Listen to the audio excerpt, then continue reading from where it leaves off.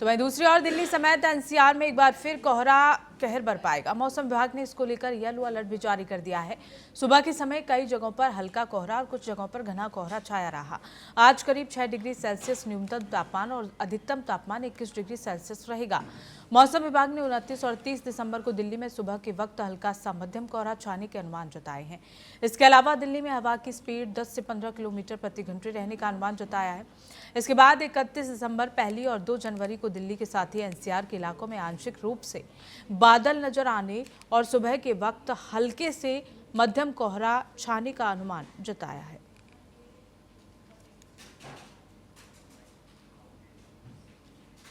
अगली खबर का रुख करेंगे, जहां मुंबई के बांद्रा कुर्ला कॉम्प्लेक्स के आसपास हवा में धुंध की हल्की परत देखी गई है। प्रदूषण की वजह से सुबह की विजिबिलिटी भी काफी कम रही।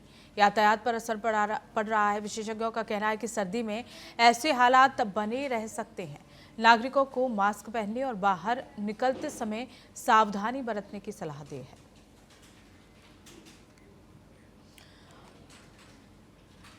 और इसी खबर को लेकर हमारे साथ महाराष्ट्र के ब्यूरो चीफ सतीश रूपबद्धे जुड़ गए हैं। सतीश, महाराष्ट्र में भी कहा जा रहा है कि प्रदूषण लगातार बढ़ता जा रहा है। क्या कुछ गाइडलाइंस प्रशासन की ओर से जारी की गई हैं?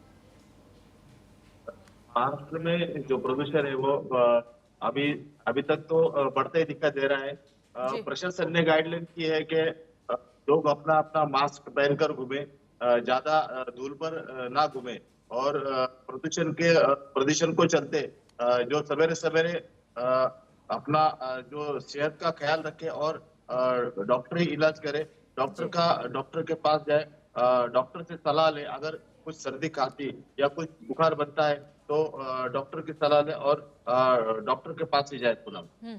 बिल्कुल सतीश, किस तरह की परेशानी लोगों में देखी जा रही है और साथ ही साथ अगर जो बुजुर्ग लोग हैं, बच्चों की अगर बात की जाए या फिर ऐसे लोग जिन्हें हृदय संबंधित बीमारी है, फेफड़े संबंधित बीमारी है, उनकी क्या कुछ प्रतिक्रिया है, उनके लिए डॉक्टर्स का क्या कुछ कहना है?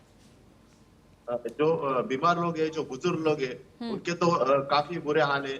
वो सांस ठीक से नहीं ले पाते हैं और जिन लोगों को फेफड़े की बीमारी है, जो लोग पीड़ित ग्रस्त है, वो तो डॉक्टर के पास अभी तक तो एडमिट हो चुके हैं और एडमिट मरीजों को जो डॉक्टर इलाज कर रही है। लेकिन प्रशासन ने इसके ऊपर अभी तक कुछ कार्रवाई नहीं की है। प्रशासन यही कह रहा है कि लोगों ने सतर्क रहना चाहिए और लोगों ने संभल कर रहना चाहिए, डॉक्टर की सलाह लेनी चाहिए। यही अभी तक प्रशासन बोल रहा है। मौसम विभाग की जानकारी से मौसम विभाग तो कहता है कि जो ठंड है उससे आप बचिए, गर्म कपड़े का इस्तेमाल कीजिए और गर्म पानी पीजिए। बिल्कुल सतीश, एक तो क्योंकि ठंड बढ़ रही है और दूसरी क्या बड़ी वजह है मुंबई महाराष्ट्र में प्रदूषण को लेकर, किस वजह से प्रदूषण बढ़ रहा है?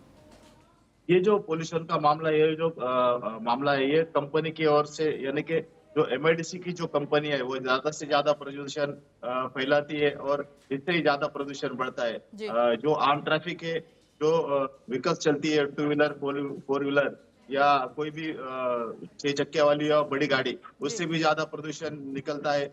और जो रोड के काम चालू है, जो रास्ते के काम चालू है, उससे भी ज्यादा से ज्यादा धूल आती है और उससे भी प्रदूषण के बुरे हाल मुंबई में और महाराष्ट्र में दिखाई दे रहे हैं पूनम।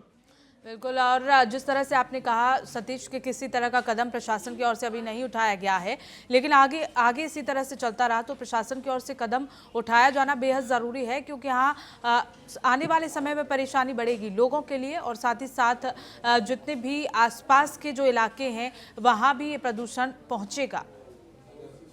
जी पूनम, आपने सही कहा कि ये प्रदूषण का जो मामला है गंभीरता से लेना चाहिए। सरकार ने भी लेना चाहिए और अधिकारियों ने भी लेना चाहिए, लेकिन इतने गंभीर वो अभी तक नहीं दिखाई दे रहे।